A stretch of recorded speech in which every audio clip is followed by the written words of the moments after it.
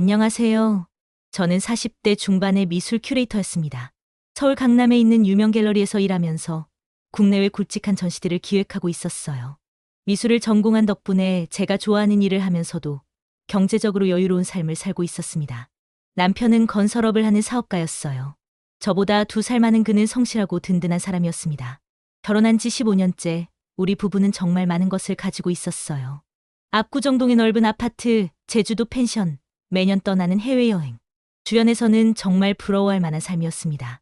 하지만 딱 하나 우리에게 없는 것이 있었어요. 바로 아이였습니다. 결혼 초기에는 아직 젊으니까 자연스럽게 생기겠지 하고 생각했었어요. 그런데 시간이 흘러도 아이는 생기지 않았습니다. 30대 중반이 되어서야 본격적으로 병원을 다니기 시작했어요. 여러 검사를 받아봐도 특별한 이상은 없다고 했습니다. 원인 불명의 난임이라는 진단을 받았어요. 그때부터 시험관 시술을 시작했습니다. 첫 번째 시술, 실패했어요. 두 번째도 마찬가지였습니다. 세 번째, 네 번째. 매번 실패할 때마다 마음에 큰 구멍이 뚫리는 것 같았어요.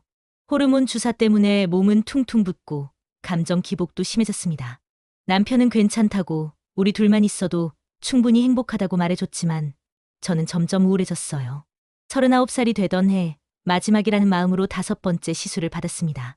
그것마저 실패했을 때 정말 절망적이었어요. 의사 선생님도 나이를 고려했을 때 자연 임신이나 시험관 시술 모두 확률이 많이 떨어질 수 있습니다. 고 조심스럽게 말씀하셨습니다. 40대에 접어들면서 저는 서서히 포기하기 시작했어요. 아이 없는 삶도 나쁘지 않다고 스스로를 설득하려고 노력했습니다. 그럴 때였어요. 한 지인을 통해 이상한 이야기를 들었습니다. 요즘은 다른 방법도 있다던데. 처음엔 무슨 말인지 이해하지 못했어요. 그 지인이 조심스럽게 설명해 준 것은 바로 대리모 계약이었습니다. 물론 우리나라에서는 불법이지만 어둠의 경로를 통해 가능하다는 거였어요. 밭이 약해서 그렇니 젊은 여성의 몸을 빌려서 당신의 난자와 남편분의 정자로 아이를 만들며 그게 당신 아이와 다를 게 뭐가 있겠어요? 그 말을 듣는 순간 가슴이 두근거렸습니다. 불법이라는 것도 위험할 수 있다는 것도 알고 있었어요. 하지만 마지막 기회라는 생각이 들었습니다. 남편과 상의했을 때 남편은 시큰둥한 반응이었어요. 굳이 그런 위험한 방법을 써야 해? 시험관 시술을 좀 더 해보자. 의학기술이 발달하고 있잖아. 남편은 계속 저를 설득하려고 했습니다. 하지만 저는 현실적으로 그게 불가능하다는 걸 알고 있었어요. 나이는 계속 먹어가고 성공 확률은 점점 떨어지는데 언제까지 희망 고문을 당할 수는 없었습니다. 여보, 나는 정말 마지막 기회라고 생각해. 제발 한 번만. 제가 너무 간절해하는 모습을 보고는 남편도 결국 마지못해 동의해줬습니다. 그렇게 원한다면 한번 알아보자. 하지만 정말 신중하게 해야 해.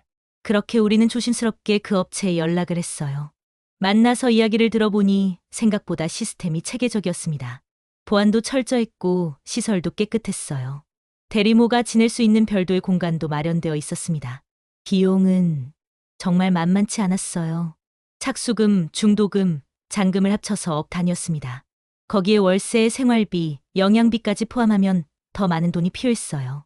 하지만 우리에게는 감당할 수 있는 금액이었습니다. 면접을 통해 적합한 분을 소개해 드릴게요. 만나보시고 마음에 드시면 계약을 진행하시면 됩니다. 며칠 후 드디어 대리모 후보를 만났어요. 작은 카페에서 만난 그 여성은 정말 깜짝 놀랄 정도로 젊고 예뻤습니다. 20살 초반으로 보이는 그 아이는 청순하면서도 똑똑해 보였어요. 안녕하세요. 김민지라고 합니다. 대학교 2학년이라고 했어요. 성적은 우수한데 부모님을 일찍 여의고 혼자 생활하고 있다고 했습니다. 고시원에서 살면서 아르바이트로 생계를 유지하고 있는데 유학을 가고 싶어서 돈이 필요하다고 했어요.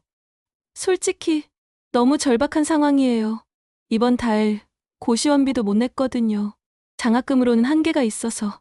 그 아이의 눈에서 간절함이 느껴졌습니다. 동시에 약간의 두려움도 보였어요. 당연했겠죠. 20살 초반의 여자아이가 이런 결정을 내리기가 쉬웠을까요? 혹시 무서우신가요? 제가 조심스럽게 물어봤을 때 그 아이는 잠시 침묵하다가 대답했어요. 무섭긴 해요. 하지만 지금 상황에서 벗어날 수 있는 유일한 방법인 것 같아서요. 면접이 끝나고 집으로 돌아가는 길, 남편과 저는 그 아이에 대해 이야기했어요. 어떻게 생각해? 착해 보이고 똑똑해 보여. 그리고 절실한 것 같아. 나도 그렇게 느꼈어. 마음에 들어. 그렇게 우리는 김민지 씨와 계약을 하기로 결정했습니다. 착수금을 지불하고 본격적인 시술 준비에 들어갔어요. 그 아이는 업체에서 제공하는 깨끗한 시설에서 생활하기 시작했습니다. 시험관 시술 당일 저는 정말 떨렸어요. 이번엔 꼭 성공하길 바라는 마음뿐이었습니다. 이번엔 꼭 될 거야. 남편이 제 손을 꽉 잡아줬어요. 하지만 첫 번째 시술은 실패했습니다. 정말 실망스러웠어요. 민지 씨도 미안해했지만 이런 일은 흔하다고 의사 선생님이 위로해 주셨어요. 두 번째 시술도 마찬가지였습니다. 또 실패. 점점 불안해졌어요. 설마 이것마저 안 되는 건 아닐까 하는 생각이 들었습니다. 괜찮아요. 세 번째가 있잖아요. 민지 씨가 오히려 저를 위로해 줬어요. 그리고 마침내 세 번째 시술 후 몇 주가 지나서 드디어 기적 같은 소식을 들었습니다. 축하드려요. 임신이 되셨어요? 그 순간을 저는 평생 잊을 수 없을 것 같아요. 울컥 눈물이 났습니다. 드디어, 정말 드디어 아이를 갖게 된 거였어요. 임신이 확인된 그날부터 저희 부부의 새로운 일상이 시작되었습니다. 민지 씨가 지내는 시설에 일주일에 두세 번은 찾아갔어요. 민지 씨, 오늘 컨디션은 어떠세요? 저는 민지 씨의 상태를 꼼꼼히 체크했어요. 입덧이 심할 때는 소화가 잘 되는 음식들을 가져다 줬고 필요한 영양제나 용품들도 챙겨줬습니다. 이건 엽산이고 이건 철분제예요. 꼭 챙겨 드세요. 임신부에게 좋다는 건 뭐든지 사다가 줬어요. 임산부용 요가 매트, 편안한 잠옷, 가습기까지. 뽀자기가 건강하게 자랄 수 있도록 최선을 다했습니다. 임신 중기가 되면서 민지 씨의 배가 점점 불러오기 시작했습니다. 그럴 때마다 정말 신기했어요. 제 아이가 그 안에서 자라고 있다는 게 믿어지지 않았어요. 어머, 태동 느껴져요. 민지 씨가 신기해하며 배를 만질 때 저도 조심스럽게 손을 올려보곤 했습니다. 그런데 남편은 좀 달랐어요. 우리 뽀자기 소리 좀 들어볼게. 남편이 갑자기 민지 씨 배에 귀를 갖다 댔을 때 저는 깜짝 놀랐어요. 민지 씨도 당황스러워하는 것 같았는데 남편은 전혀 개의치 않는 표정이었습니다. 여보, 그럴 필요까지는. 제가 조심스럽게 말했지만 남편은 내 아이인데 뭐가 문제야. 라고 대답했어요. 뭔가 찜찜한 기분이 들었지만 그냥 넘어갔습니다. 뽀자가, 엄마 목소리 들려? 저는 매번 방문할 때마다 배에 대고 이야기를 했어요. 태교가 중요하다고 해서 클래식 음악도 들려주고 책도 읽어줬습니다. 남편은 아빠가 여기 있어. 라고 말하며 뽀자기와 대화를 나누곤 했어요. 임신 후기에는 더욱 세심하게 챙겼습니다. 병원 갈 때마다 저희가 함께 갔어요. 산부인과 검진은 물론이고 출산 준비를 위한 모든 것들을 함께 준비했습니다. 남편도 민지 씨가 좋아하는 과일이나 음식이 있으면 항상 사다가 줬고 컨디션이 안 좋을 때는 세심하게 챙겨줬어요. 그런데 가끔 남편의 행동이 좀 과한 것 같다는 생각이 들었습니다. 민지 씨, 어깨 좀 아프시죠? 제가 마사지 해드릴게요. 남편이 민지 씨 어깨에 손을 올리며 마사지를 해주는 모습을 보면서 저는 묘한 기분이 들었어요.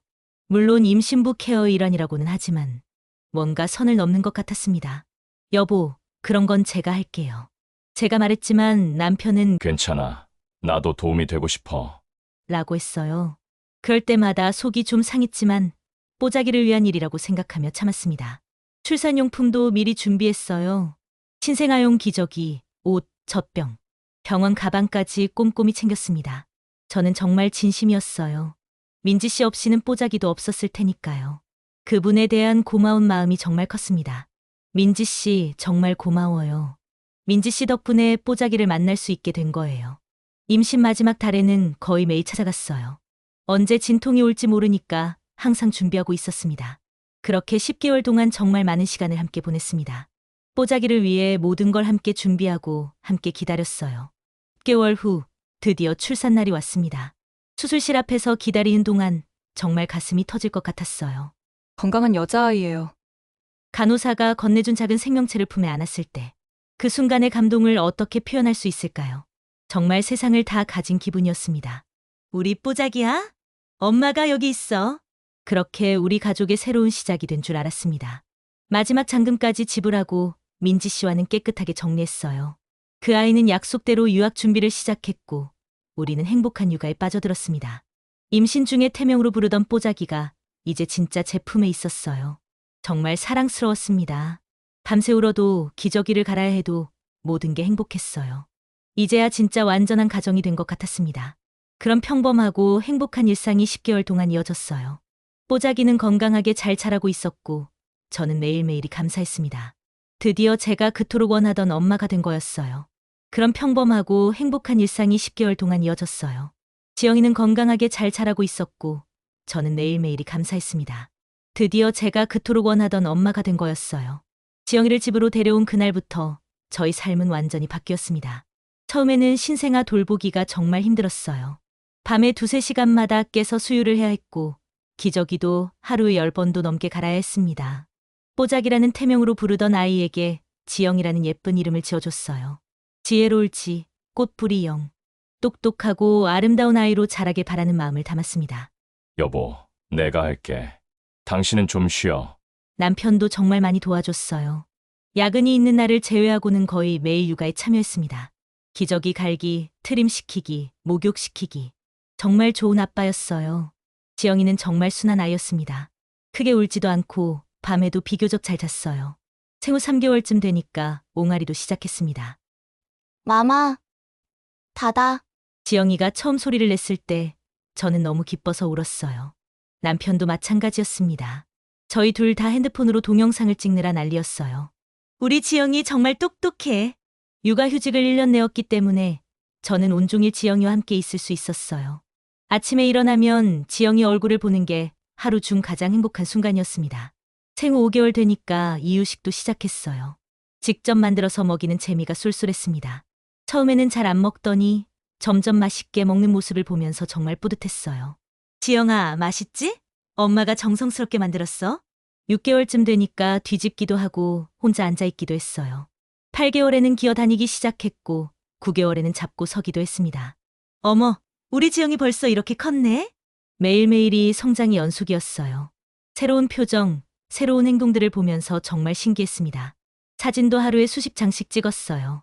특히 지영이가 웃을 때가 가장 행복했어요. 제가 까꿍하면서 놀아주면 깔깔거리며 웃는 모습이 정말 천사 같았습니다. 지영아, 엄마 사랑해? 그럴 때마다 지영이는 하면서 대답하는 것 같았어요. 물론 아직 말을 할 나이는 아니었지만 저는 지영이와 대화를 나누고 있다고 믿었습니다. 남편도 퇴근하면 바로 지영이를 안고 놀아줬어요. 아빠 왔다. 우리 지영이 보고 싶었어. 지영이도 아빠를 보면 팔을 벌리며 안기려고 했어요. 그런 모습을 보면서 정말 완벽한 가정이라는 생각이 들었습니다. 주말에는 가족끼리 나들이도 자주 갔어요. 한강공원은 저희 가족이 가장 즐겨 찾는 곳이었습니다. 지영이가 유모차에 앉아서 주변을 둘러보는 모습이 정말 사랑스러웠어요. 지영아, 저기 강아지 봐. 멍멍이야. 지영이는 강아지를 보면 신기해하며 손가락으로 가리켰어요. 그럴 때마다 저와 남편은 웃음이 나왔습니다. 생후 10개월이 되니까 지영이는 거의 걸음마를 할 준비가 되어 있었어요. 소파를 붙잡고 옆걸음질을 하기 시작했거든요. 우리 지영이 곧 걸을 것 같아. 그런 성장 과정들을 지켜보면서 저는 정말 행복했어요. 그동안 아이 없이 살면서 느꼈던 공허함이 완전히 사라졌습니다. 매일 지영이와 함께 보내는 시간들이 소중했어요. 함께 목욕하고, 함께 낮잠 자고, 함께 놀고. 정말 꿈만 같았습니다. 내가 정말 엄마가 됐구나. 그런 생각을 하면서 지영이를 바라보면 가슴이 벅찼어요. 이 작은 생명체가 제게 얼마나 큰 의미인지 말로는 표현할 수 없었습니다. 그날은 정말 평범한 봄날이었습니다. 4월의 따뜻한 오후, 저는 지영이와 함께 한강공원으로 산책을 나갔어요. 생후 10개월이 된 지영이는 유모차에 앉아서 주변을 신기하게 둘러보고 있었습니다. 지영아, 꽃 예쁘지? 벚꽃이 막 피기 시작한 길을 걸으며 저는 지영이에게 말을 걸었어요. 지영이는 아직 말은 못하지만 옹알이로 대답하는 것 같았습니다. 정말 사랑스러웠어요. 오후 3시쯤이었을까요? 평소보다 한적한 산책길에서 벤치에 앉아 지영이에게 젖병을 주고 있었는데 가방에서 물티슈를 꺼내려고 잠깐 고개를 돌렸어요. 그 짧은 순간 갑자기 모자를 깊게 눌러쓰고 마스크로 얼굴을 완전히 가린 여성이 제 앞으로 빠르게 다가왔습니다. 그 여성은 아무 말도 하지 않고 재빨리 지영이를 유모차에서 낚아채듯 안아 올렸어요. 제가 깜짝 놀라서 돌아보는 순간 그 여성은 이미 지영이를 안고 뛰기 시작했습니다. 안 돼! 내 아이야! 저는 소리치며 벌떡 일어났지만 그 여성은 이미 빠르게 뛰어가고 있었어요. 길가에는 검은색 승용차 한 대가 엔진을 켜놓고 기다리고 있었습니다. 지영아! 지영아! 저는 미친 듯이 뒤쫓아갔지만 그 여성은 순식간에 차에 올라탔어요. 차문이 닫히자마자 차는 바로 급발진했습니다. 지영이 돌려줘! 차가 빠르게 멀어지는 순간 저는 정말 미친 듯이 뛰어갔어요. 하지만 차는 이미 멀리 사라지고 있었습니다. 번호판을 보려고 했지만 너무 빨리 지나가서 잘 보이지 않았어요. 그 산책길에는 저와 지영이밖에 없었어요. 평소에는 사람들이 좀 있었는데 하필 그날은 인적이 드물었습니다. 도움을 청할 곳도 없었어요. 저는 그 자리에 주저앉아서 울기 시작했습니다. 신고를 해야 한다는 생각이 들었지만 할 수가 없었어요. 떳떳하지 못한 방법으로 얻은 아이라 사실이 밝혀지길 두려웠거든요. 지영이, 우리 지영이. 그렇게 한참을 울고 있었어요. 집으로 돌아와서 남편에게 전화를 걸었어요. 여보, 큰일 났어. 지영이가 사라졌어. 뭐라고? 무슨 소리야? 남편은 믿을 수 없다는 목소리였어요. 저는 울먹이며 상황을 설명했습니다. 지금 어디 있어? 내가 바로 갈게. 남편이 집으로 오기까지 30분 정도 걸렸어요. 그 시간 동안 저는 계속 울고 있었습니다. 어떻게 이런 일이? 남편이 와서 저를 안아줬지만 저는 진정이 되지 않았어요. 여보, 우리 경찰에 신고해야 해. 제가 말했을 때 남편은 잠시 침묵했어요. 그런데 그런데 뭐야? 우리가 경찰에 신고하면 지영이가 어떻게 태어난 아이인지 다 밝혀져야 할 수도 있잖아. 그 말을 듣는 순간 저는 정신이 번쩍 들었어요. 맞았습니다. 대리모를 통해 아이를 낳은 것은 불법이었어요.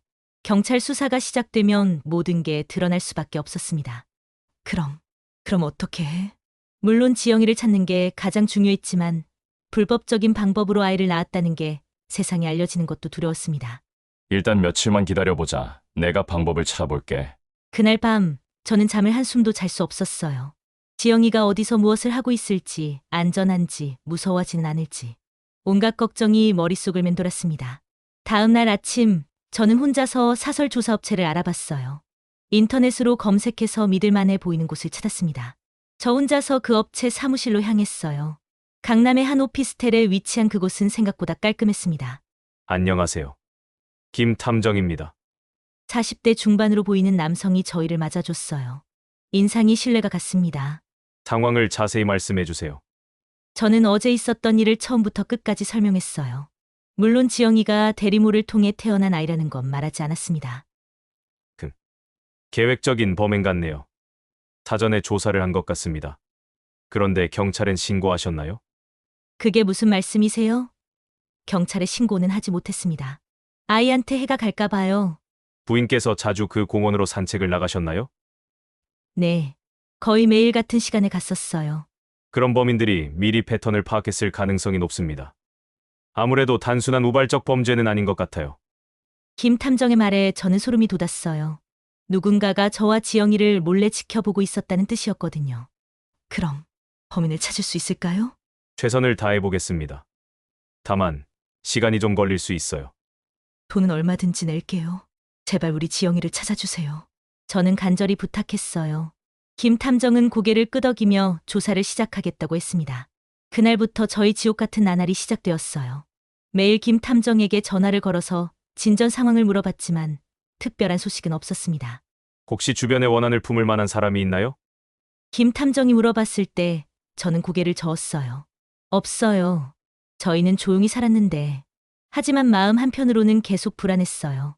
혹시 대리모 계약과 관련된 일일까 하는 생각이 들었거든요. 하지만 그 얘기는 차마 할 수 없었습니다. 일주일이 지나도 아무런 소식이 없었어요. 저는 점점 절망적이 되어갔습니다. 여보, 정말 지영이를 찾을 수 있을까? 찾을 수 있어. 걱정하지 마. 남편은 저를 위로했지만 그 목소리에도 불안함이 느껴졌어요. 그런데 정말 이상한 건 남편이 가끔 혼자 어디론가 나가는 일이 생겼어요. 어디 가는 거야? 회사 일로. 좀 급한 게 있어서. 그럴 때마다 남편의 표정이 어딘지 어색했어요. 하지만 저는 지영이 생각에 다른 건 신경 쓸 여유가 없었습니다. 이런 상황이 계속되면서 저는 점점 이상한 생각이 들기 시작했어요. 과연 이게 단순한 사건일까? 혹시 다른 이유가 있는 건 아닐까? 하지만 그때는 설마 그런 일이라고는 상상도 못했습니다. 제가 믿고 있던 모든 것들이 거짓이었다는 사실을. 그때는 정말 꿈에도 몰랐어요. 지영이 일로 너무 힘들어하지 마. 곧 해결될 거야. 남편은 저를 위로해줬지만 저는 위로받을 기분이 아니었어요. 그날부터 저희 하루는 김 탐정이 연락을 기다리는 것으로 시작되었어요. 매일 오전에 전화를 걸어서 진전 상황을 물어봤습니다. 주변 목격자를 더 찾아보겠습니다. 그리고 비슷한 사건이 있었는지도 조사해 볼게요. 일주일이 지나도 별다른 소식이 없었어요.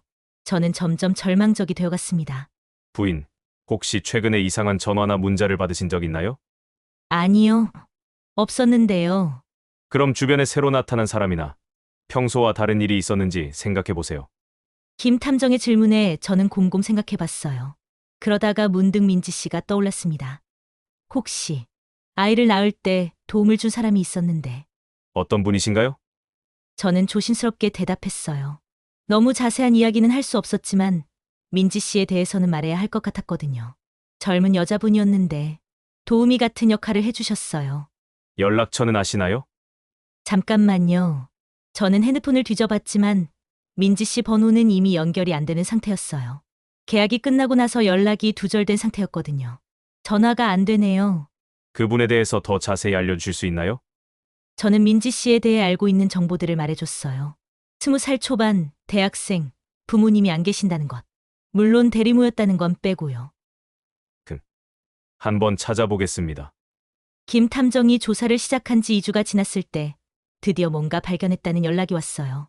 부인, 잠깐 사무실로 오실 수 있나요? 중요한 이야기가 있습니다. 저는 급하게 사무실로 향했어요. 남편에게는 마트에 간다고 핑계를 댔습니다. 김민지라는 분 맞나요? 김 탐정이 보여준 사진을 보는 순간 저는 깜짝 놀랐어요. 정말 민지 씨였거든요. 네, 맞아요. 어떻게 찾으셨어요? 이분의 현재 거주지를 찾아냈습니다. 그리고 흥미로운 건 이분이 현재 생활하고 있는 곳의 월세를 누군가가 대신 내주고 있다는 거예요. 저는 가슴이 두근거렸어요. 뭔가 단서를 찾은 것 같았거든요. 누가 내주고 있는 건가요? 그건 아직 확인 중입니다.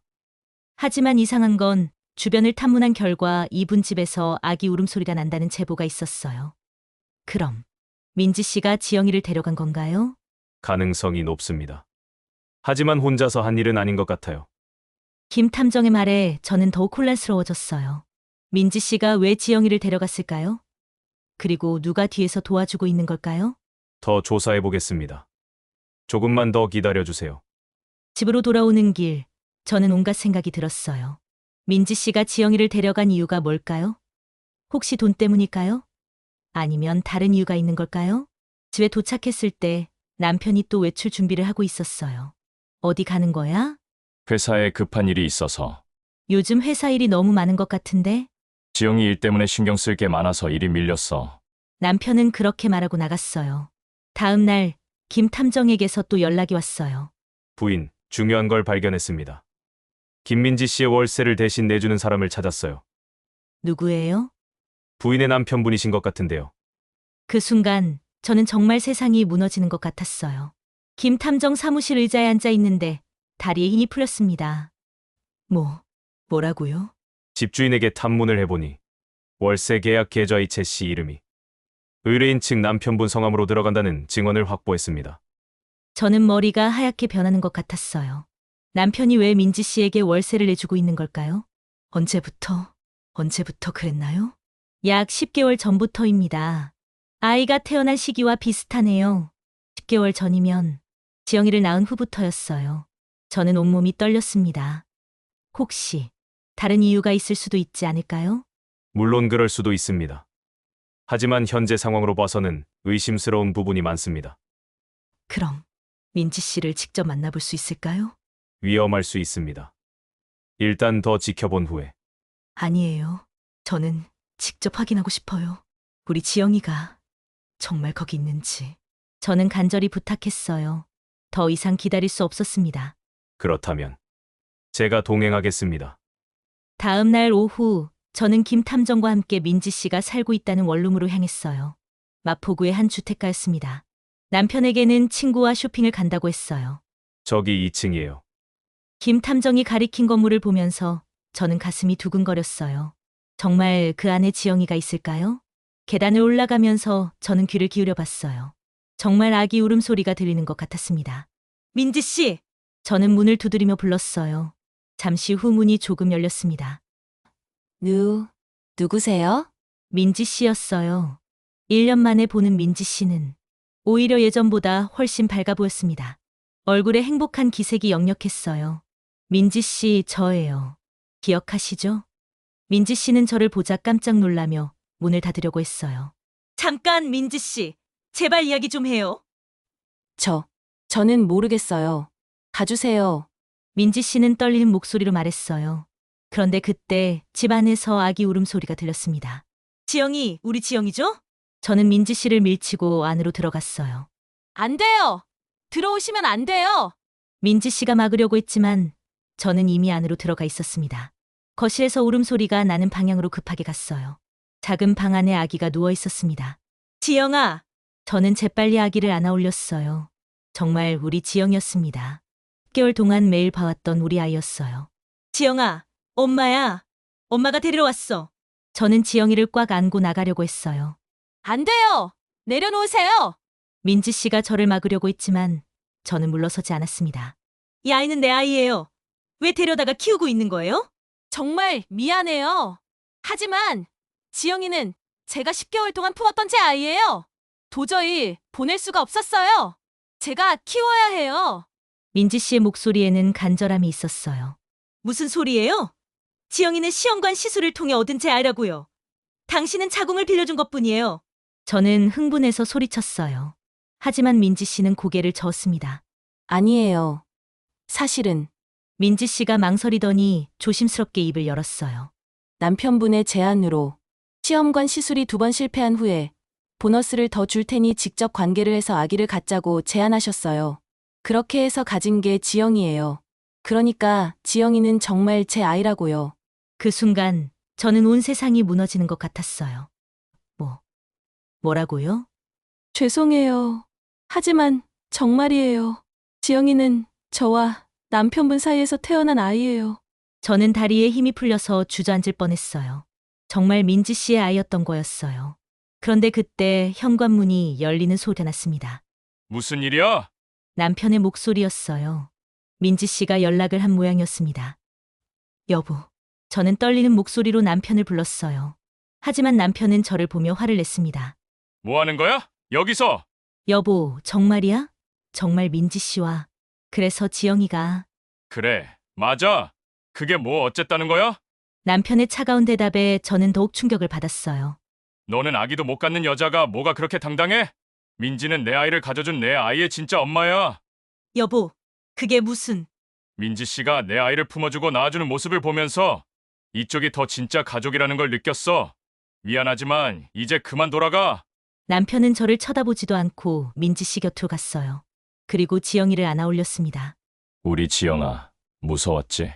그 모습을 보는 순간 저는 모든 것을 깨달았어요. 실질적으로는 저만 빼고 이 셋이 이미 한 가족으로 살고 있었던 거였어요. 저만 혼자 소외되어 있었던 거죠. 지영이를 키우면서도 진짜 가족은 따로 있었던 거였습니다.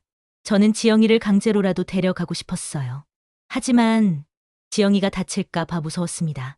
아직 10개월밖에 안 된 연약한 아이인데 제가 강제로 빼앗아가는 과정에서 다치면 어떡하죠?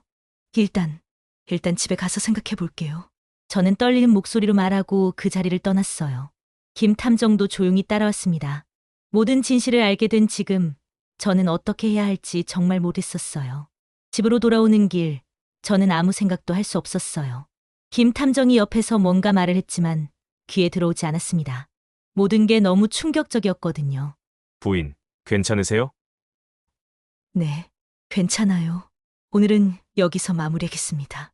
김 탐정과 헤어진 후 저는 혼자 집으로 왔어요.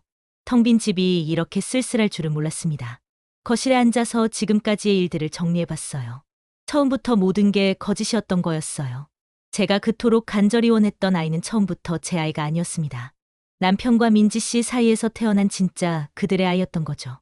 시험관 시술이 2번 실패했을 때 남편이 민지 씨에게 직접 제안했다고 했어요. 보너스를 더 줄 테니 자연스럽게 관계를 해서 아기를 갖자고 말이에요. 그리고 민지 씨는 그 제안을 받아들였고요. 그 순간부터 저는 철저히 숨고 있었던 거였어요. 제 난자가 아닌 민지 씨의 난자로 시험관 시술이 아닌 직접적인 관계로 생긴 아이를 저는 제 아이라고 믿고 키우고 있었던 거였습니다. 생각해보니 민지 씨가 임신했을 때도 이상한 점들이 있었어요. 남편이 유독 민지 씨를 챙겨주고 배에 귀를 갖다 대고 마사지까지 해주던 모습들.